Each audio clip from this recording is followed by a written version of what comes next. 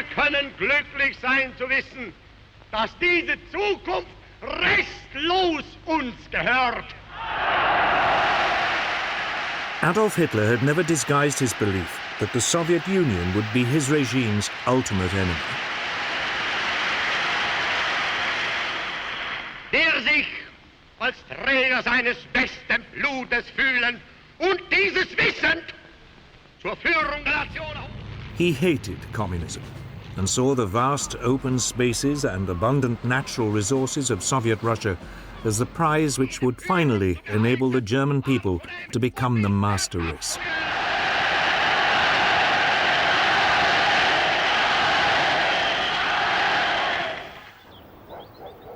Throughout the early months of 1941, as he stayed at the Berghof, his country retreat in the Bavarian Alps, Hitler planned his greatest gamble.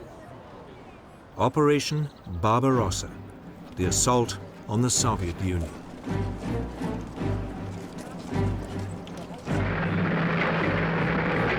Steadily, his armies were redeployed to the east and re-equipped for what would be their greatest challenge.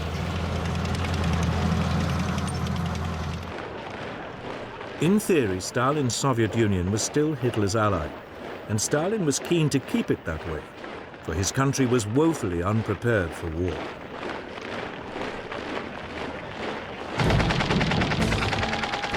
The mighty Red Army, once the largest and most technologically advanced in the world, had been devastated by Stalin's purges in the late 1930s.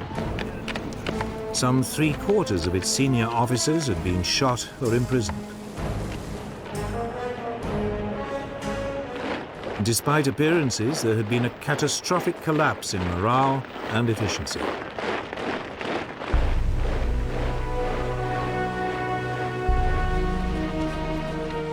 As German soldiers now flooded into neighboring Poland, Stalin, desperate to maintain the peace, gave orders that nothing should be done to offend Hitler.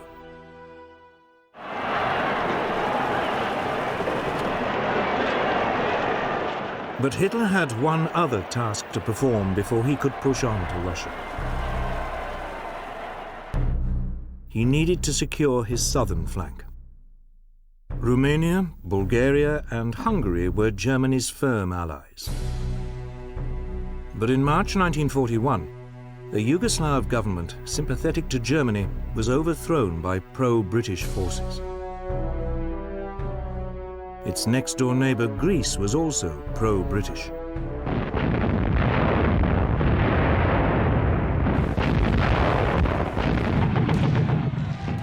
So, on April the 6th, 1941, the German army invaded the Balkans.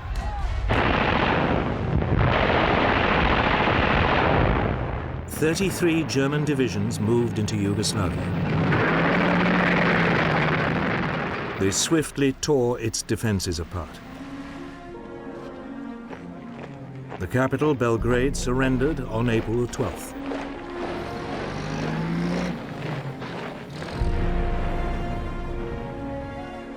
Greece fell almost as quickly.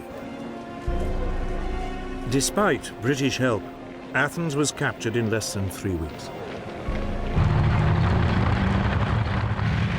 The way was now clear for Operation Barbarossa.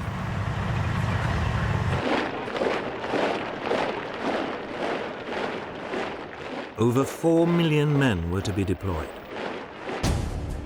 They were supported by more than 3,000 aircraft.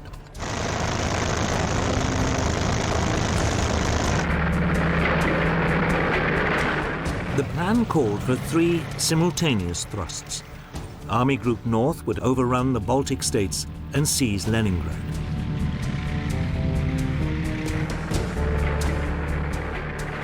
Army Group Center was to advance to Moscow.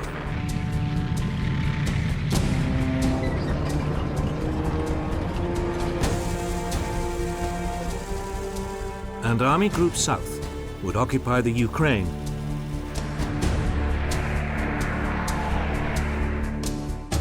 Hitler's generals went silent when he showed them the plan. They were worried it was too ambitious and would spread their forces too thinly. but none dared voice their doubts. The Red Army was much bigger. It had nearly 2 million men within striking distance of the Western Front and millions more in reserve.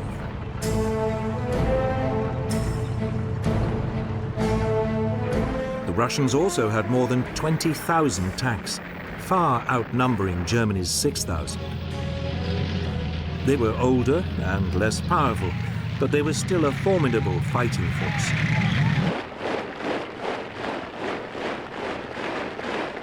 The issue for Germany was, could its superior technology and speed overwhelm the Russians before the Red Army's vast numbers ground them down?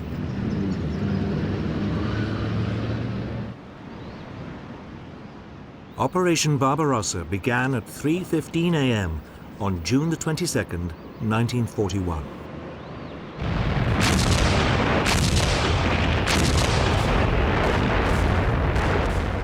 The Luftwaffe joined in at dawn, targeting Soviet airfields.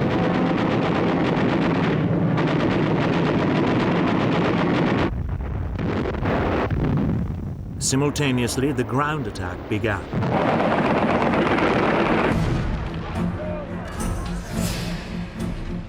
The Germans swiftly crossed the River Bug on the border between Poland and the Soviet Union.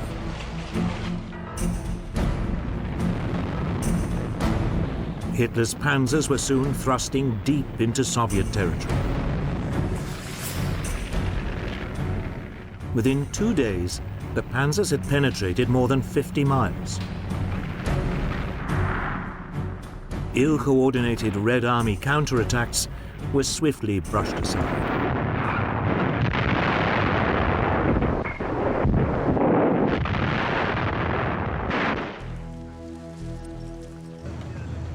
Tens of thousands of Soviet prisoners were rounded up. Meanwhile, the Luftwaffe had total domination of the air. The Red Army's leadership seemed paralyzed by the German onrush.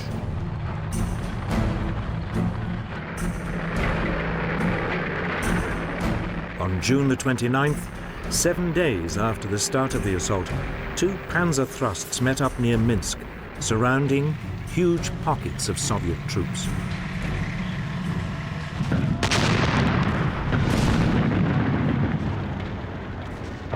As the follow-up infantry arrived, more than 300,000 prisoners were taken.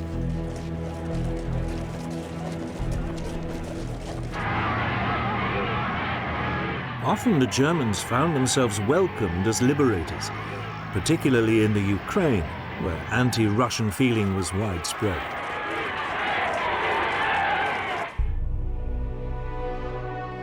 In Moscow, Stalin appeared to have suffered a near breakdown at the news of his betrayal by Hitler. He remained silent for more than a week.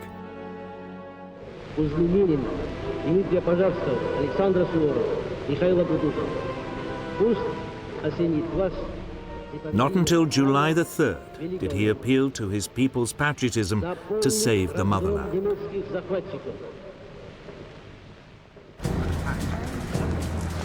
In Britain, the Prime Minister, Winston Churchill, received the news of Operation Barbarossa with very different feelings.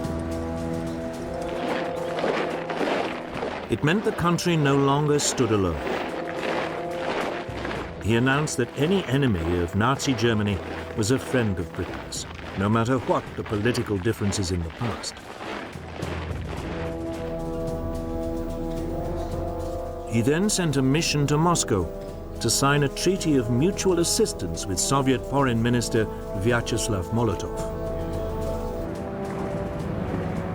But apart from sending aid by sea, there was little Britain could do immediately to help the Soviet Union.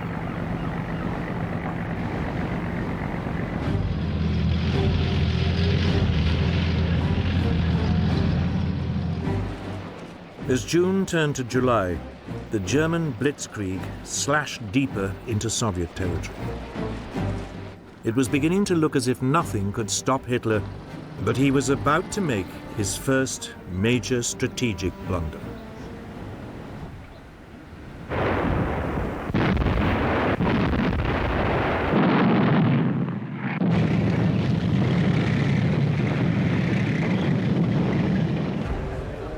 In early July 1941, over 300,000 Red Army troops were surrounded west of Minsk.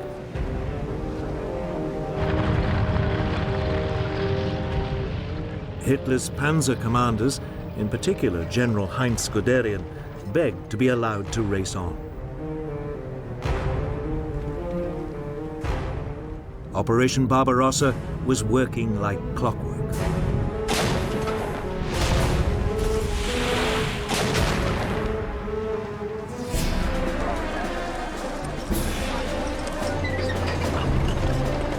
Within a week, the panzers were at Smolensk, deep inside Russia and only a couple of hundred miles from Moscow.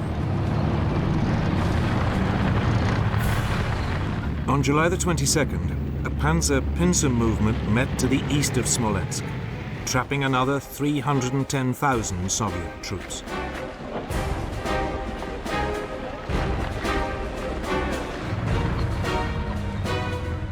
Here there was a brief pause, while the rest of the army caught up.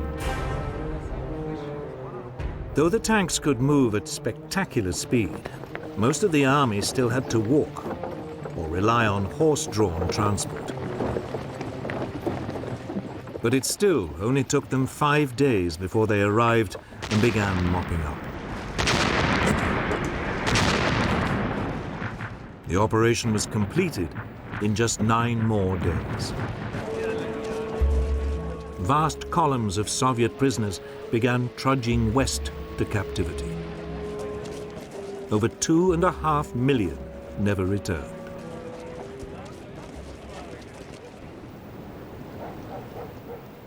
Moscow was now only 200 miles away, and the road lay open. It seemed certain it would fall by the end of the summer, as planned.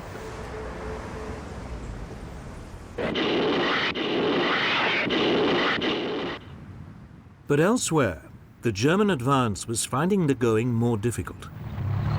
The Red Army was counterattacking more effectively, and by mid-July, Army Group South was still more than 50 miles from Kiev. Hitler decided Guderian's panzers should delay their advance on Moscow and swing south to Kiev to provide help. Guderian objected strongly, but Hitler was adamant. There should be no further advance on Moscow until Kiev had fallen. It would turn out to be a fateful decision. There were already worrying signs the Red Army was not going to be the pushover Hitler had been expecting. Soviet manpower seemed endless. More than 16 million troops were now mobilized. And the Red Army now had some formidable new weapons.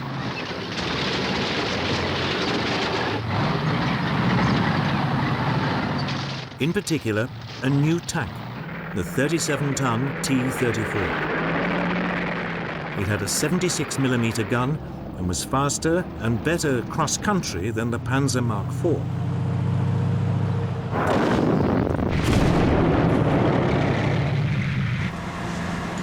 Yet, as the blitzkrieg continued, it was easy to miss the warning signs. Guderian's panzer group began its thrust south on August the 23rd, 1941. The panzers of Army Group South struck north 3 weeks later. The pincers met east of Kiev on September the 16th.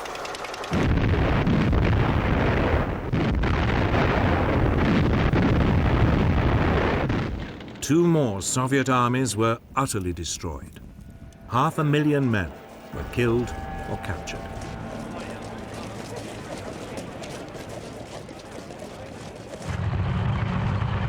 On the same day, more than 1,000 miles to the north, Army Group North surrounded the city of Leningrad, today's St. Petersburg. It was immediately cut off from the rest of the Soviet Union.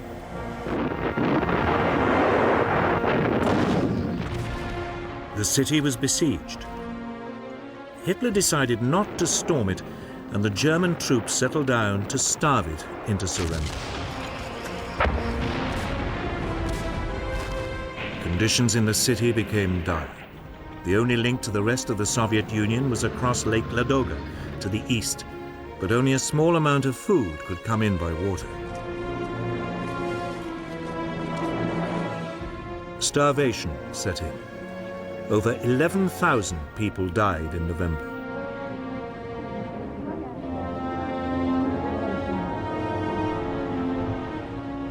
Not until December could an ice road be opened across the lake, and there was a slight increase in rations. But 3,700 people died of starvation on one day in December alone.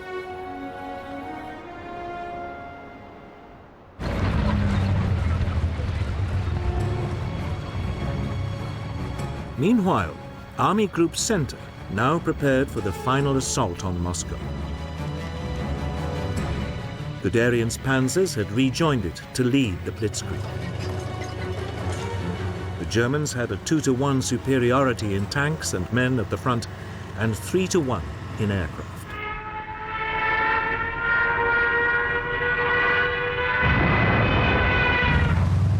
The assault started on September the 20th, 1941. Once again, Guderian's panzers slashed deep through the Red Army.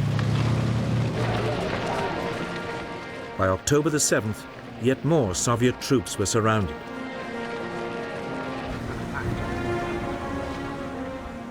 But Stalin was determined to defend Moscow to the last. He appointed Marshal Georgy Zhukov to organize the defense of the city.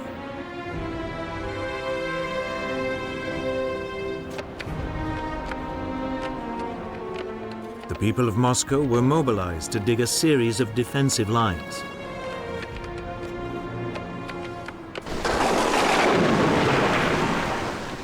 But the real obstacle to German advance would be the weather. On October the 8th, heavy rains set in. German vehicles soon became bogged down in a sea of mud.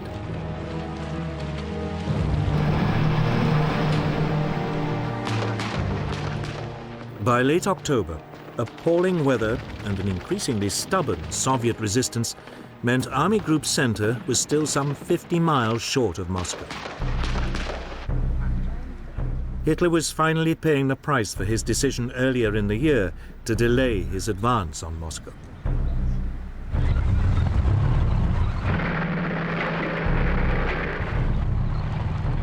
At around the same time, Army Group South reached the Black Sea, trapping yet more Soviet soldiers. Another 100,000 prisoners were taken. But they too were hampered by the weather.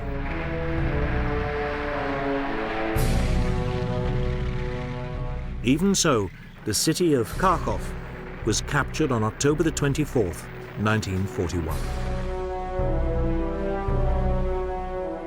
But the weather was now starting to freeze. The German forces, confident the campaign would be over by the summer, were caught unprepared.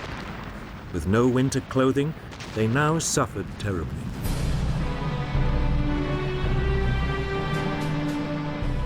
On the Moscow front, Army Group Center was now beginning its final push to capture the Soviet capital. By December the 4th, its leading units were just 19 miles from Red Square. Some reconnaissance patrols claimed they could see the golden domes of the Kremlin glinting in the distance. But that night, the temperature plunged again. Tank engines would not start. Weapons froze. Many soldiers were severely frostbitten.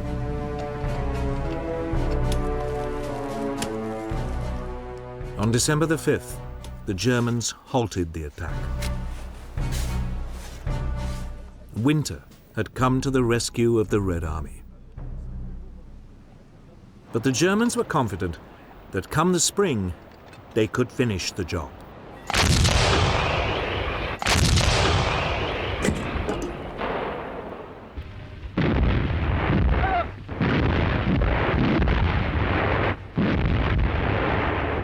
For much of autumn 1941, Stalin's armies reeled under the German onslaught. But all the while, he had another worry, that the Japanese would attack his forces in Siberia. But in November, the Soviet dictator received a message from his top spy in Japan, assuring him the Japanese had no such intention. Immediately, more than 30 divisions began moving west along the Trans-Siberian Railway to Moscow.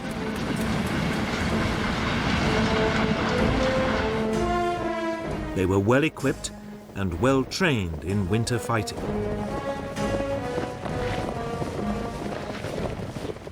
By early December, more than 500,000 extra men were in position near the capital.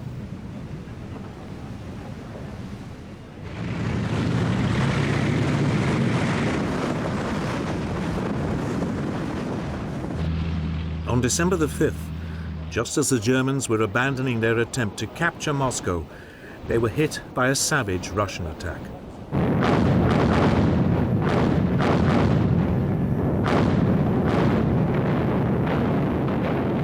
First came a massive Soviet artillery barrage. Then swarms of Soviet T-34s crashed through the German defenses. Stunned by the savagery of the attack by an enemy they had assumed was on the ropes, the Germans fell back. For the next 7 days, the Soviet troops tore into the German forces.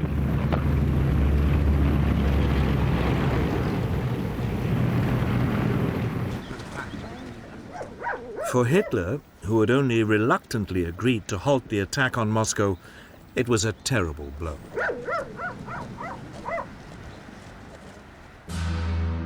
On December the 19th, he sacked his overall commander-in-chief, Field Marshal Walter von Brauchitsch, and assumed command himself. Heinz Guderian was also sacked, along with 35 other senior officers.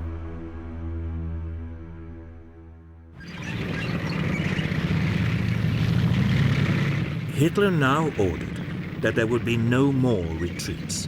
The German troops should fight, and if necessary, die where they stood.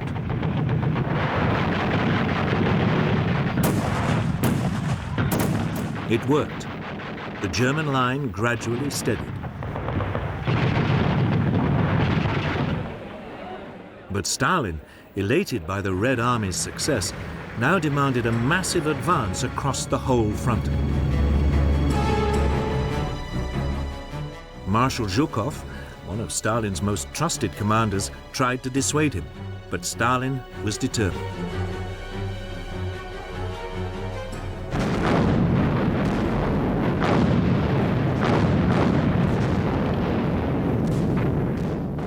For the next 4 months, fighting swirled inconclusively around the German defensive positions. For Hitler, this was a very uncomfortable situation. He was used to and expected quick results. Now he was dangerously bogged down in the Soviet Union and facing an enemy that never seemed to give up.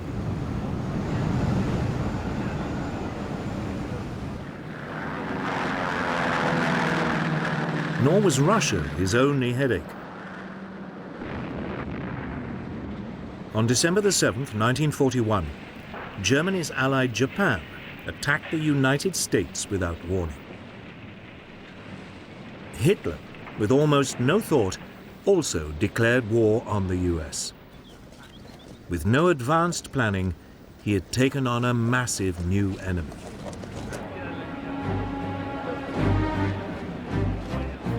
As 1941 became 1942, Hitler remained determined to go on the offensive again in Russia. But he needed a new strategy. The original plan of fighting across the whole front was no longer tenable. Moreover, as his economic advisors told him, Germany's oil supplies were running low.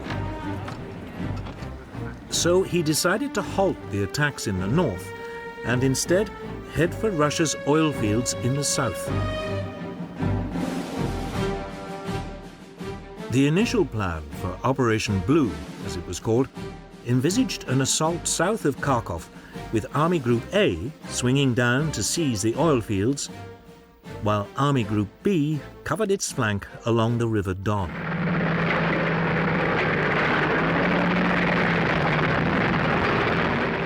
Straight away, there was a brutal encounter with Soviet forces trying to retake Kharkov.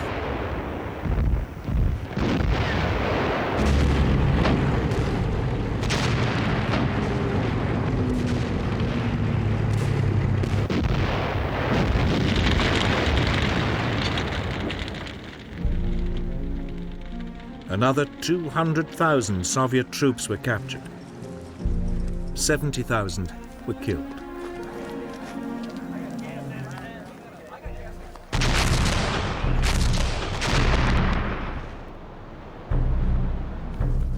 As part of the same operation, the Germans tightened their siege of the port of Sebastopol in the Crimea.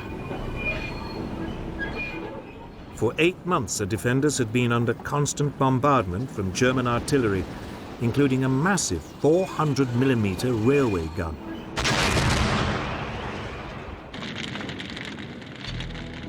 In late June 1942, Sebastopol finally fell to the Germans. It was now safe to head for the oil fields.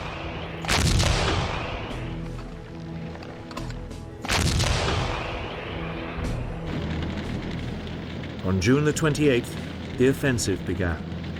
Army Group B forced its way through to the River Don and advanced along its western bank.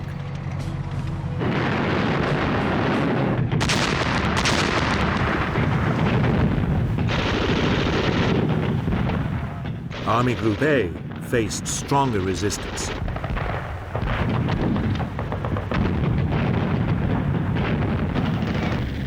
But by July the 9th, it was close to Rostov.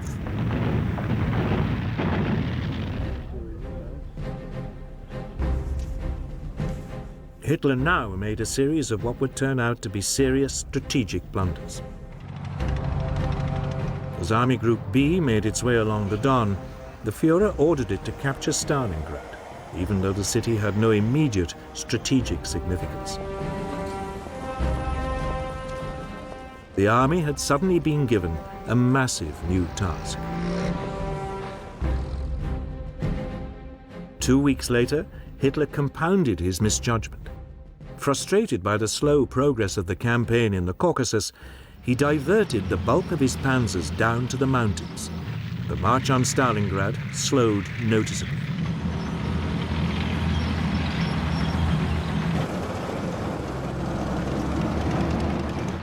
The reinforced Army Group A now raced across the Caucasus to within 70 miles of the Caspian, threatening to cut off all the Soviet armies in the area.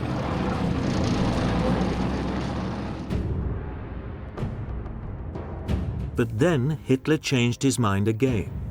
Enraged by Army Group B's slow progress to Stalingrad, he now ordered the panzers back up north. On August the 9th, Army Group A seized the first of the southern oil fields at Maikop.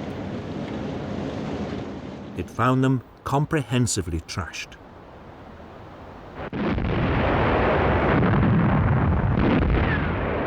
But without reinforcements, it could get no further, and the huge oil fields in the central Caucasus and those near the Caspian Sea remained beyond its grasp.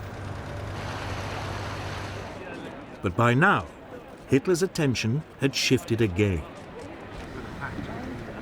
In late August, German forces were within striking distance of Stalingrad.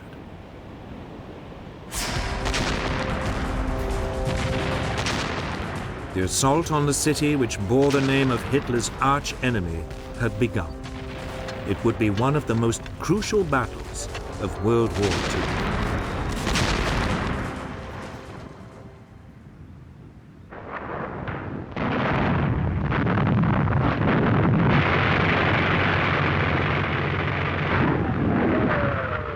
On August the 17th, 1942, General Friedrich Paulus's Sixth Army crossed the Don and began a final push on Stalingrad.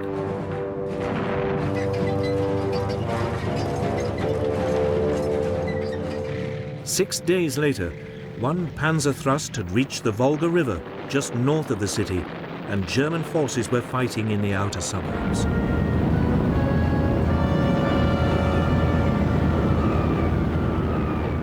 Hitler seemed poised for a famous victory.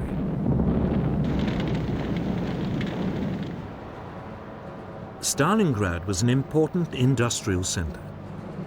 It straggled for more than 12 miles along the west bank of the river. Its factories produced over a quarter of the Soviet Union's tractors and trucks, as well as tanks and guns. The Russian people had turned it into a formidable fortress. They had been helped by Hitler's decision to send Army Group B's panzers to the south. This had given them another 2 weeks to prepare.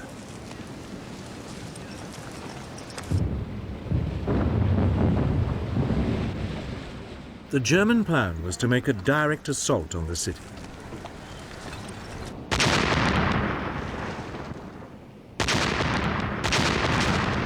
Now began one of the most prolonged and intense battles of World War II.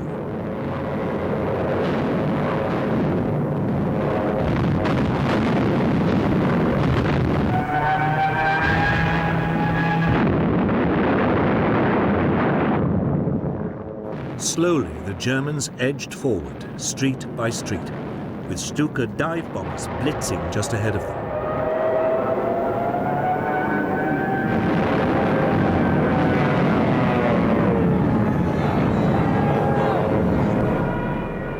The fighting was savage, house to house, room by room.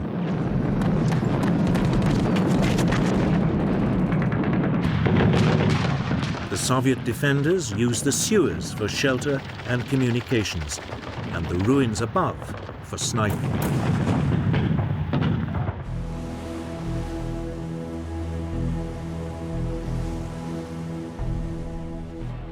Russian reinforcements had to be brought across the river.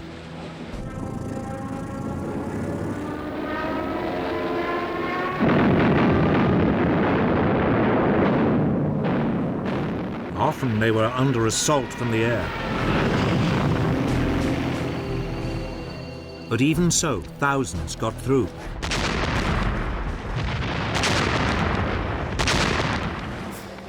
By late September, the Germans had pushed their way through most of the city, almost to the Volga. For Hitler, the capture of Stalingrad was now an obsession.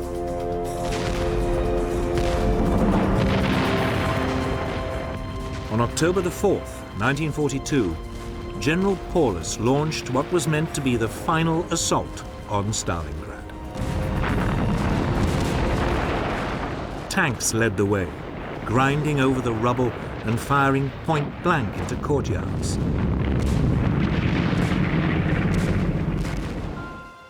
One German officer said, "The advance is measured in corpses, not meters." German victory seemed certain, but in fact, the Germans were dangerously overextended. By mid-November, the Soviet army was bringing in reinforcements. More than 1 million troops, 13,500 guns, 900 tanks, and over 1,000 aircraft were secretly moved to the battle zone.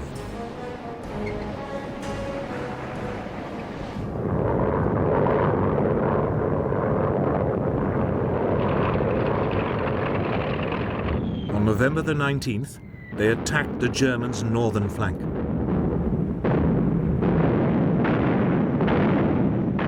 After a massive artillery barrage, the T-34s and assault infantry burst through the German positions. Now it was the Germans who surrendered in their thousands.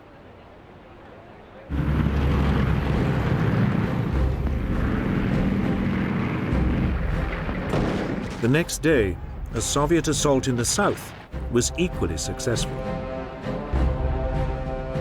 And on November the 23rd, these pincer movements met west of Stalingrad, cutting off the German 6th Army. General Paulus, in charge of the German forces, could have broken out, but Hitler ordered him to stand and fight. The Führer had been assured by the Luftwaffe that sufficient supplies could be airlifted into Stalingrad. This was enough for him to announce that the German positions must hold out until relieved. To help Paulus, Field Marshal Erich von Manstein, the overall German commander in the region, launched Operation Winter Storm on December the 12th. It was an attempt by the German panzers to break the Soviet encirclement of the city.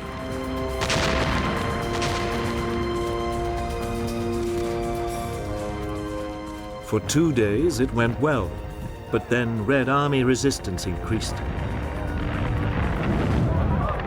By December the 23rd, the German rescue attempt had ground to a halt about 30 miles from the city. Manstein advised the beleaguered Paulus to attempt to break out of Stalingrad. But Paulus wanted Hitler's permission. This was refused. It was probably too late anyway. Marshal Zhukov now unleashed the next stage of his master plan.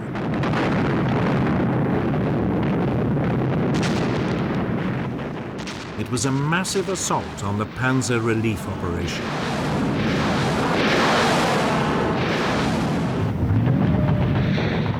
The panzers were pushed back, away from the city, and by the end of December, all hope of relieving the German forces in Stalingrad had gone.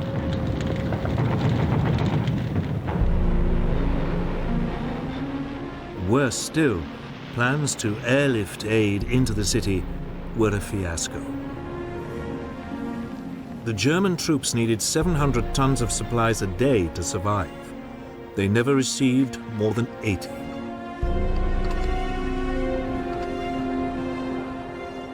The weather was too bad, and the Red Air Force now commanded the skies.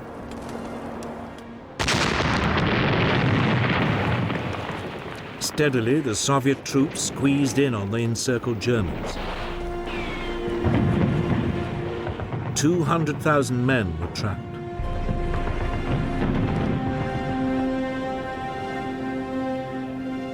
On January the 8th, the Soviets called on the Germans to surrender. They refused.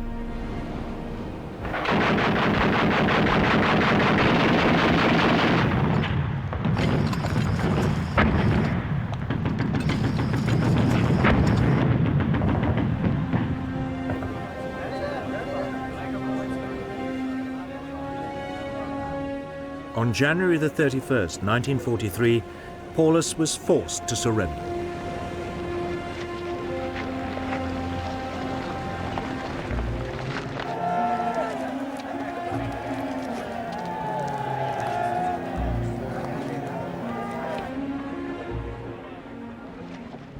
Over 100,000 men stumbled off into captivity.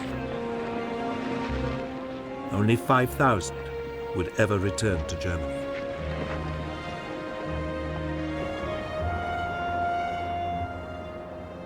Stalingrad had been a bloody battle.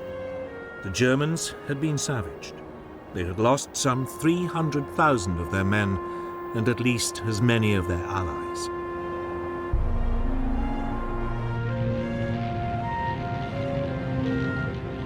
The Russians had lost about the same number, including thousands of civilians.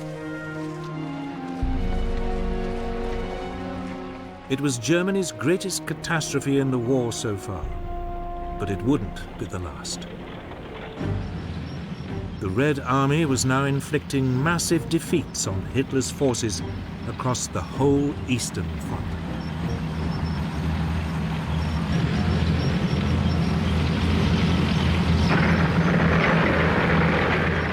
Stalingrad had been a great triumph for the Soviet army. Now its operational commander, Marshal Zhukov, set his sights on Germany's Army Group A, still camped in the Caucasus. Soviet troops thrust their way west of Stalingrad, and by early December 1942 were within 120 miles of Rostov. There was a real possibility all the German forces in the south would be cut off. With little choice, Hitler reluctantly gave Army Group A permission to fall back.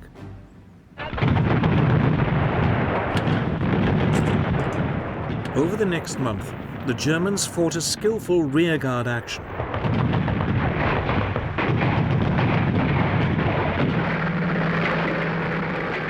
Hundreds of thousands of troops withdrew. Then, on January the 12th, 1943, Zhukov launched an all-out assault.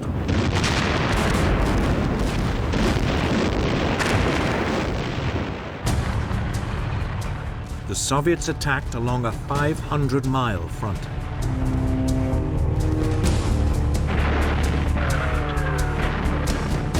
Outnumbered 7-1, von Manstein, the overall commander of German forces in the region, fought a brilliant mobile retreat.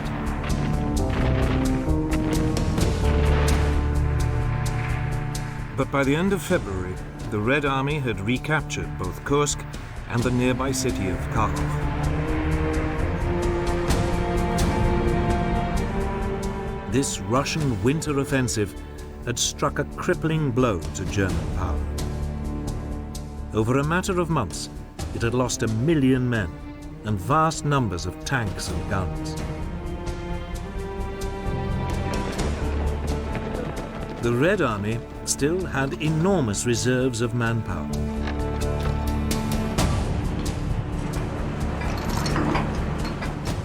It was also benefiting from a huge increase in weapons production and aid from the United States and Britain. The Germans also no longer had the technological upper hand. The T-34 tank was more than a match for the Panzer Mark IV. And they also had the terrifying Katyusha multiple rocket system, which shattered German troops.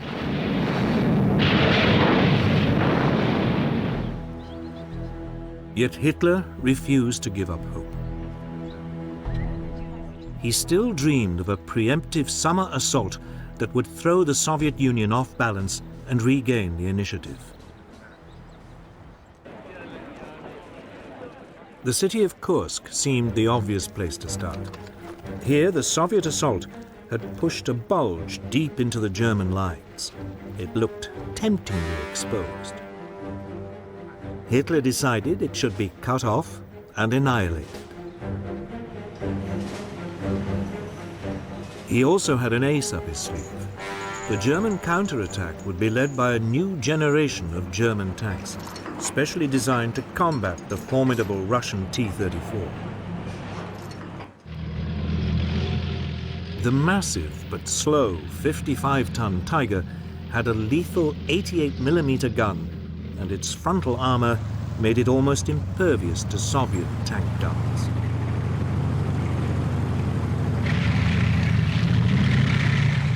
And then there was the faster 43-ton Panther with a new 75mm gun, also capable of knocking out the T-34.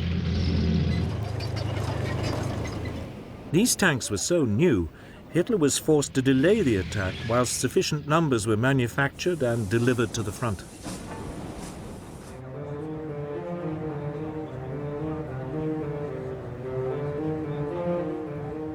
But even as the German forces began to assemble, the Soviet commander, Marshal Zhukov, guessed what was about to happen.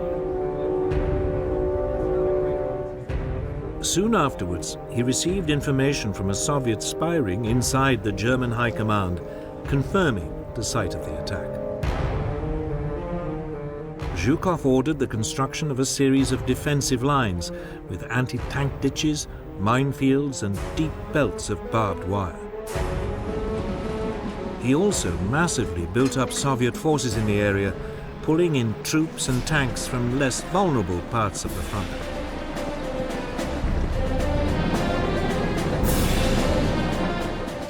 By the eve of the assault on Kursk, the Germans were hugely outnumbered by Soviet defenders, who also knew exactly when the Germans would attack.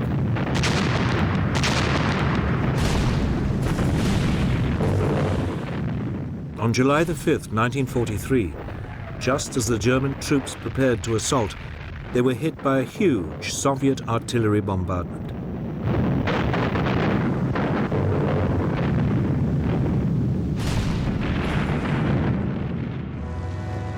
Even so, the next morning, the panzers still rolled forward. But this time, they were up against a well-entrenched enemy.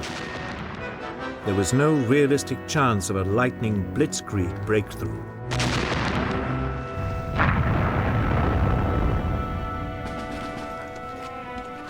The results were disastrous. In the north, the German army gained a mere 6 miles for the loss of 25,000 men and more than 200 tanks.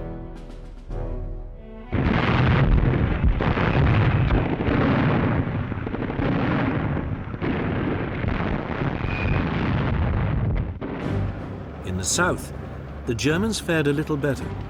A wedge 25 miles deep was driven into the Soviet defenses, but it also came at a high price. 10,000 men were killed and 350 tanks destroyed.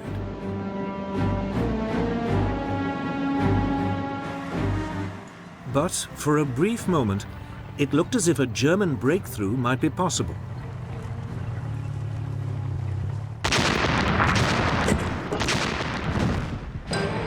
Then Zhukov threw in his reserves. On July the 12th, 1943, 900 tanks charged into the German flank.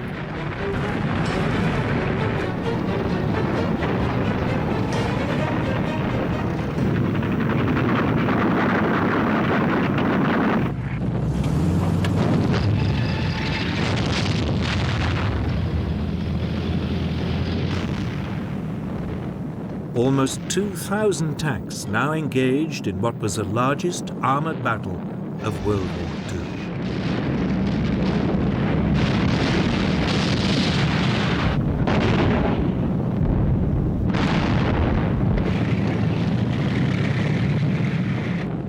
The Soviet T-34s drove into the German lines and opened fire at point-blank range.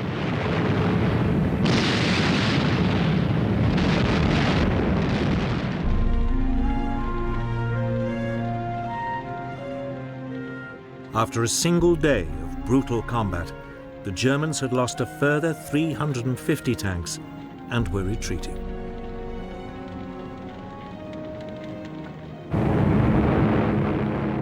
Meanwhile, overhead, there was an epic air battle. Eventually, the Soviet Air Force established supremacy over the Luftwaffe.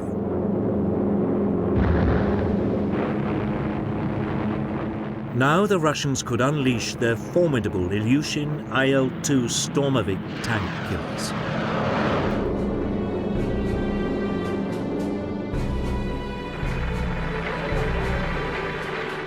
By July the 23rd, the Germans had lost any ground they had gained, and with it, the cream of their army.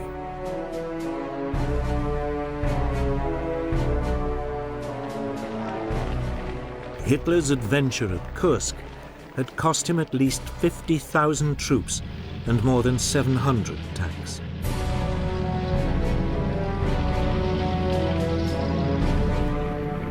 Never again would the Germans launch a major offensive on the Eastern Front.